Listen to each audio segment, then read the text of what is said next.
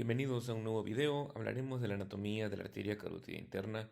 Mi nombre es Carlos Fuentes y empezaremos hablando de la anatomía de esta arteria.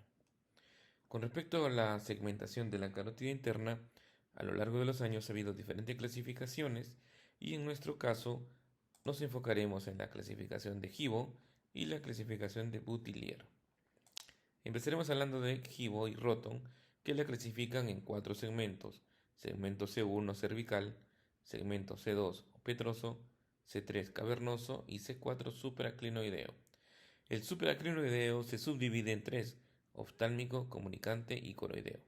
Aquí en esta imagen geográfica podemos ver el segmento C1, C2, C3 y C4.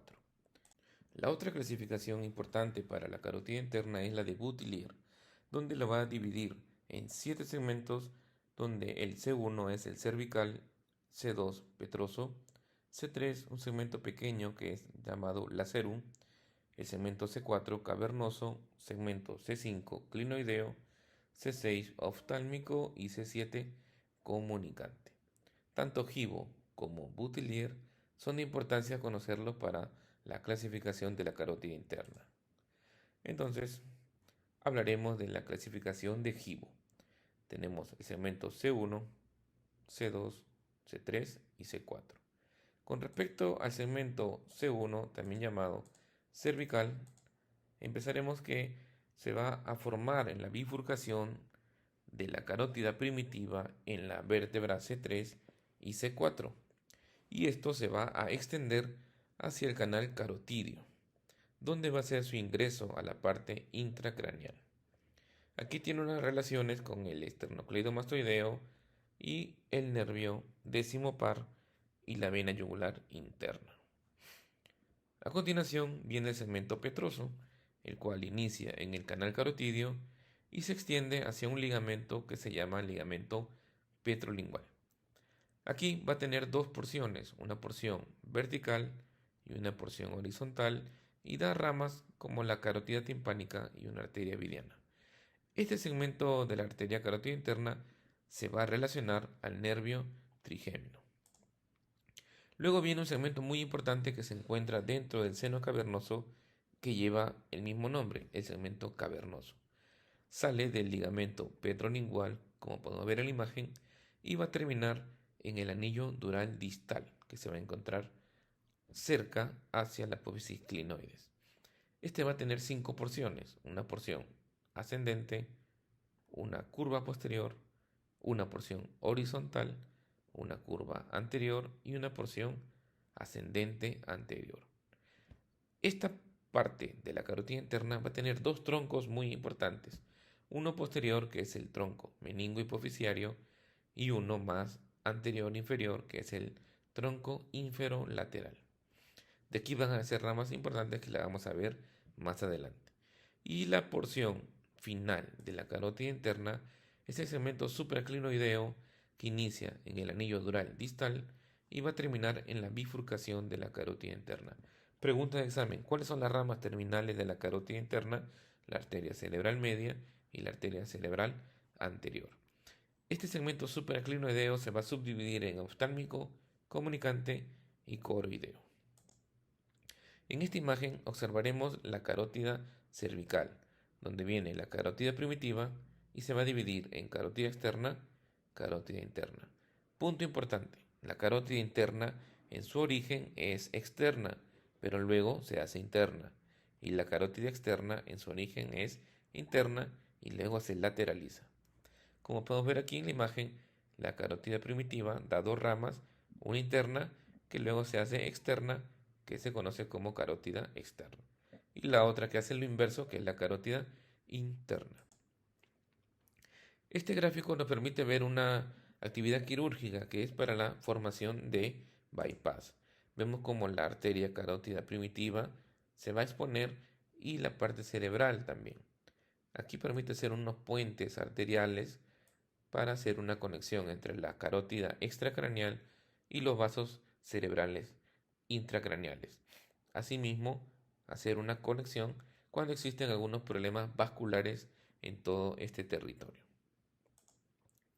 Seguimos viendo que tenemos la porción de la carótida cervical y luego el segmento petroso. Este segmento petroso se va a encontrar en el peñasco y, como habíamos dicho, se encuentra una porción ascendente y una porción horizontal. Y vemos acá un nervio. Este es el nervio trigémino con su rama quinto 1, quinto 2 y quinto 3. Vean ustedes la relación que tiene este segmento con el nervio trigémino. Aquí en una imagen tridimensional vemos el peñasco, aquí, y observamos cómo la carótida interna se encuentra dentro del peñasco con una porción ascendente y una porción horizontal. Y por la punta del peñasco emerge la carótida y va a estar cubierta por un ligamento que se llama ligamento petrolingual y va a dar inicio a la carótida cavernosa. Acá, en este gráfico, nos permite observar este ligamento petrolingual y vemos cómo luego emerge ingresando al seno cavernoso para luego salir hacia la porción más superior, lo que se conoce como porción supraclinoidea. Veamos aquí cómo dentro del seno cavernoso tiene las relaciones con los nervios craneales que se encuentran en esta región. Punto importante, observamos acá el ligamento petrolingual y adyacente vamos a encontrar un ligamento que se llama el ligamento petroclival, que va a formar un arco y va a servir de reparo para la ubicación del sexto nervio, y esto se llama el canal de Dorelo. A continuación hablaremos del seno cavernoso, donde va a alojar a la carótida cavernosa en su porción C3. Vamos a encontrar que existen dos curvas y unas porciones rectas. Aquí en este gráfico encontramos la porción ascendente posterior, la curva posterior, la porción horizontal, la curva anterior y la ascendente anterior. Las ramas colaterales de la porción cavernosa nacen de la curva posterior y del segmento horizontal. Pregunta: ¿cómo se llama el tronco que nace de la curva posterior del segmento cavernoso? Se llama tronco meningo hipofisiario. De este tronco van a nacer tres arterias, una que se conoce como Bernasconi Casinari, que va a irrigar al tentorio, una que es la meningia dorsal, que se va al clivus, y la hipofisiaria inferior, que se va hacia la hipófisis. Y de la parte horizontal nace el tronco inferolateral, que da unas ramas que se llaman arterias capsulares de McConnell, la cual va a irrigar la cápsula hipofisiaria.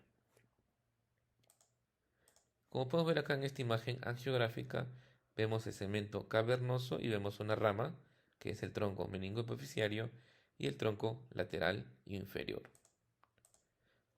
Y por último vemos el segmento supraclinoideo de la carótida interna. Nuevamente repetimos que se divide en tres porciones. Una porción más inferior, que es el segmento oftálmico, luego el segmento comunicante y por último el segmento coroideo. Hablaremos del segmento oftálmico y vamos a ver que su formación se va a originar una vez terminado el anillo dural distal, y esto es parte del techo del seno cavernoso.